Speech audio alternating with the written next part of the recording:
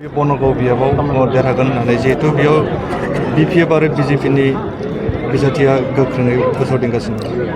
रोखा हिसाबै जोङो देरहागोन मानोना आं ओरैनो बुङाखै माने एकर्डिं टु डाटा जोंनि इउपिपिएलआ बबे गामियाव बबे पलिं बुथ्सआव बेसेबां मोनगोन अलरेडि जोंहा क्लियार खारन मोनसे फर्मुला प्रमद बर' सारा माने खालामदों बे फर्मुला जाहैबाय मा फेज 1 फेज 2 बे फेज 1 फेज 2 नि गेजेरजों ओरैबायदि मोनसे माने जोङो सेन्सास खालामनाय बादि जादों जे एक्सुवेलि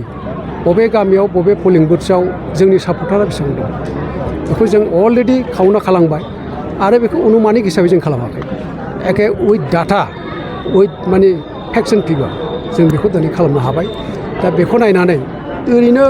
बनगाव समस्तियाव 56,000 सामथिं बेनि गेजेराव जोंहा 10,000सोआनो कास्टिं जाया माने भटआ जाया बिदिब्ला 46,000सो जागोन दा एकर्डिं टु डाटा जोंनि आखायाव दिनैहाय माने 25,000सोआ जोंनि आखायाव दं दा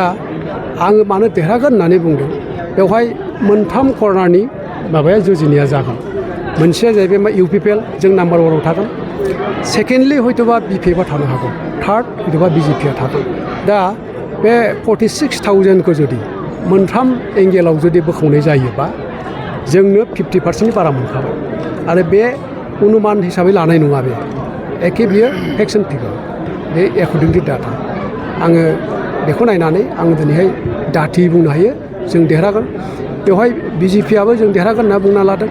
देरहागोन होननायाथ' ओरैनो जाया बेहाय माखासे फेक्ट्स एन्ड फिगारनि खोथा थायो बेनिफ्राय बिपिएफ बुंनो थाङोबा जोंहा राजिब ब्रह्मआ सिगाङावहाय बिपिएफनिनो जिखिनि दंमोन नाथाय बिपिएफआ सरकार दानो हायैनि थाखाय बिजेपिआव थानानै बिथाङा माने दा प्रमद बर' सारनि दैदेननायाव इउपिपिएल बिजेपि सरकार जादों बेवहाय मोनसे खाबु लानो होननानै बिथाङा माने बिजेपिआव हाबदों बिजेपिआव हाबनानै बिथाङा दा एमसिएलए जादों नाथाय दिनैहाय बे जिनिसखौ नायोबा लजिकेल खोथाखौ जुदि लानानै बुंनांगौ जायोबा बेवहाय बिपिएफनि भटआनो बिजेपि आरो बिजेपिनि भटआनो माने बिपिएफ नाथाय बेवहाय सिङाव जे बिपिएफआनो बिजेपि जागोन बा बिजेपिआनो बिपिएफ जागोन जों बेखौ बुंनो हाया खारन जे अलरेडि बिपिएफनिफ्राय सानै साथामसो मानसिखौ प्रजेक्ट खालामखाबाय आरो ओरैहाय राजिब ब्रह्म बिथाङाबो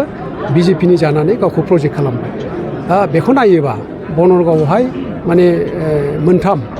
मोनथाम पार्टिनिफ्राय केन्डिडेट थागोन मोनथामनि बाराबो थानो हागौ जों खोनादों सोरबा इन्डिपेन्डेन्टबो गेलेगोन होननानै नाथाय इन्डिपेन्डेन्टफ्रा गेलेयोबाबो